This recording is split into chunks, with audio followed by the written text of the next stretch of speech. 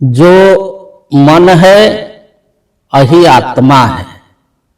तो इसलिए जो आध्यात्मिक दुख का जो मतलब है, जो मानसिक है, जो मन अनुभव करता है, और इसलिए उसका नाम रखा गया है आध्यात्मिक। तो ये जो मन है, तो वो अगर जो रोग, विषय वासना और जो अंधविश्वास, कुसंस्कार, ये सब जो में फंसा रहेगा, तो उसका स्थिरता नहीं होगा। वो जो योगस्थ होने के लिए जो उसको स्थिर होना चाहिए, तो वो नहीं हो पाएगा। जो योगस्थित वृत्ति निरोध हो, तो उसका वृत्ति जो है स्थिर नहीं हो पाएगा।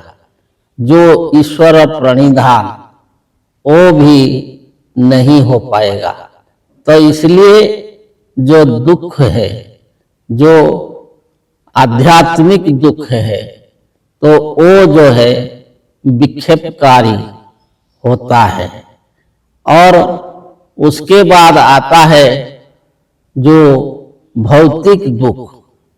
भौतिक दुख जो है, भूत कहते हैं प्राणी को।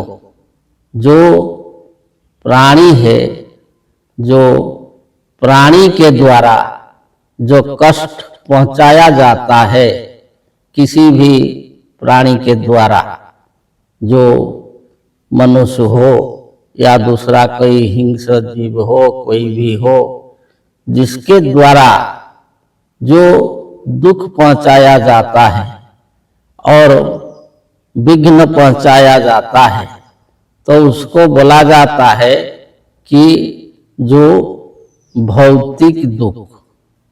तो जब साधक जो समाधिस्थ होना चाहता है, जो आत्मस्वरूप में अवस्थान करना चाहता है, जो ईश्वर प्रणिधान चाहता है, जो ईश्वर तत्व को प्राप्त करना चाहता है, तो अगर उस समय कोई प्राणी के द्वारा दुख पहुंचाया जाएगा और कष्ट पहुंचाया जाएगा, विघ्न पहुंचाया जाएगा, और उस पर वो फंसेगा, तो फिर उसका जो है चित्त स्थिर नहीं होगा, मन स्थिर नहीं होगा।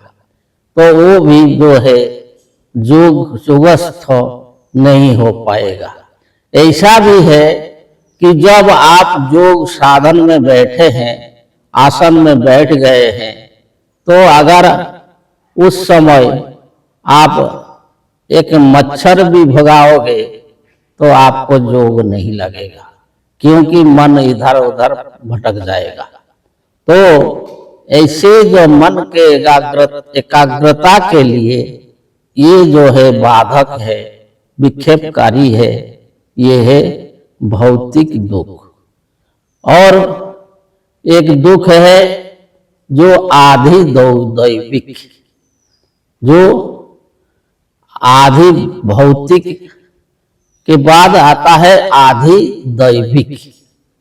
तो दैव बोला जाता है, देव बोलते हैं कि जो जल, अग्नि, वायु, तो इसको देव बोला जाता है।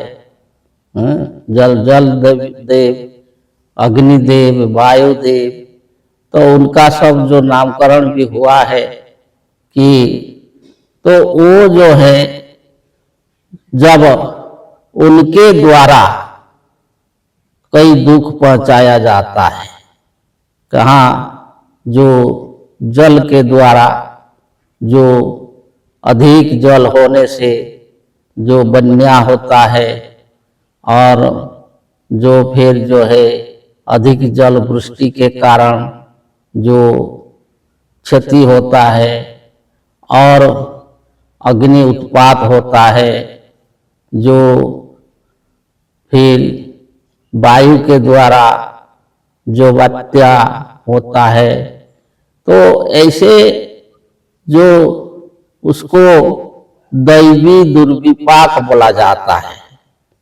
तो ये भी जो है जो दुख पहुंचाने वाले हैं और ये भी जो चित्त विक्षेपकारी हैं, तो उनके द्वारा भी जो मन जो है विक्षिप्त रहता है उस समय, तो ये भी योग का बाधक होते हैं। तो ऐसे जो है आध्यात्मिक, आधि भौतिक और आधि दैविक, ये जो तीनों दुख है ये चित्त विक्षेपकारी होते हैं और योग का बाधक होते हैं।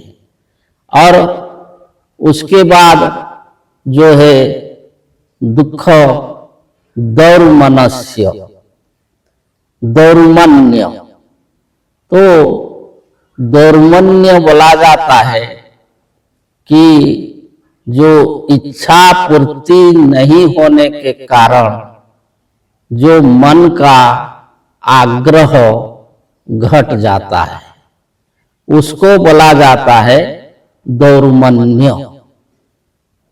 तो जो इच्छा रखता है, कामना रखता है कि ये जो योग साधन से हमारा ये हो जाएगा, तो ऐसे जो कामना रख करके योग करता है, तो उसका जो पूर्ण नहीं होने से उसको जो मन का आग्रह घट जाता है, तो उसको दौर्मन्य बोला जाता है।